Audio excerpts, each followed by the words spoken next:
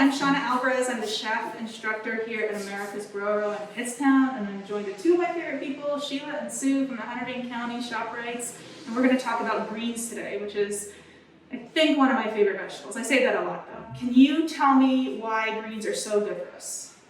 So greens are great for many reasons. They're super high in tons of vitamins, including vitamin A, vitamin C, vitamin K, important nutrients. Vitamin C helps with good immune health. It helps with collagen formation, so good skin. Vitamin K helps with our bones, as well as helps with bone blood clotting, and vitamin A is another great immune vitamin that we just need to get more of. So, and plus, we'll talk about it a little bit more, but the vitamin C in these vegetables helps us absorb iron better, and green leafy vegetables are also a source of iron, so they work together to help make that more efficient. So there's all these great magic going on in terms of the nutrients in these greens, so they're just great on all levels.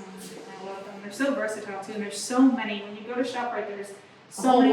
Yeah, there's a whole wall of them. So I think sometimes people find it overwhelming to choose between them, but I think my message with greens in general from a chef's perspective is that you can kind of treat them all the same way. And the way that I like to do that mostly, and I usually do this when I'm meal prepping, is I bring my greens home while they're still fresh and I chop them up, or I have my kids tear them up, and we'll talk a little bit more about that in a second.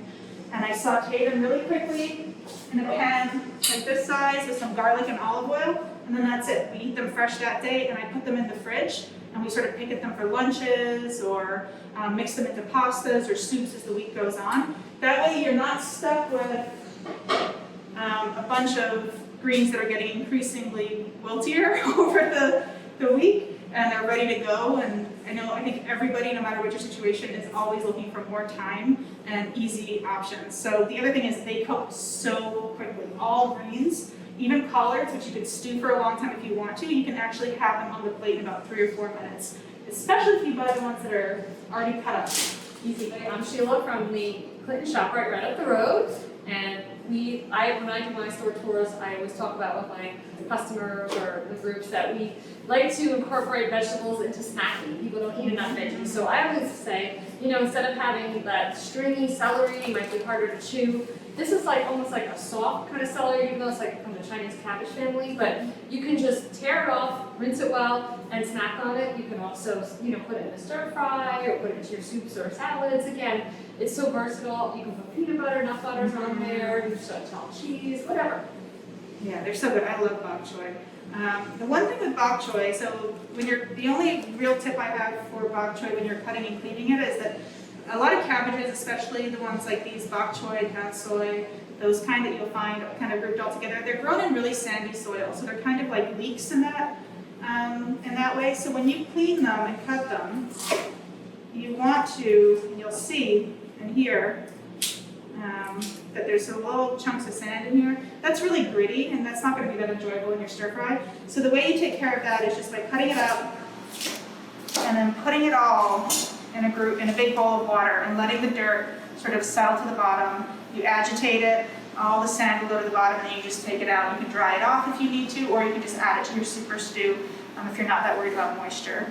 But when it comes to things like kale or collard greens, I love having my youngest daughter, who is just 4, help with prep with this, because they don't need to use a knife. So all she does is she just sort of tears it like this and makes a big pile for me, and it actually really, really helps me speed things along in the kitchen. She's helping, she's learning about them, she's feeling it, smelling it, and so she's more likely to eat it, which is like my actual goal for her. Yeah. Any way to get the family involved, especially your children, is a win. It just helps them develop positive connections with vegetables, so as they grow up, they eat these foods, that when we eat them, they go to work inside of us with all those great nutrients. Mm-hmm. They're doing a lot of jobs that help us be healthy. And we talk about getting children involved and excited. So when you do cut off the bottoms of that bok choy, you can take it, maybe make it a little bit higher. You can stick it in some water, and you'll see a little baby bok choy will start sprouting out. So just keep it in a nice sunny spot. Make sure the water stays up about halfway there, and you'll have baby bok choy. That's a really good tip. I think I'm going to take this one home and have my kids try it out. I'm always looking for my kids are in half-day school. Something to entertain them. So I need stuff in the afternoon. So I'm so excited to go to ShopRite and check out all the other greens that I don't usually buy, and see what creative things I can get my kids to do with them. Awesome. Thanks a lot. We'll see you soon. Bye-bye. Bye.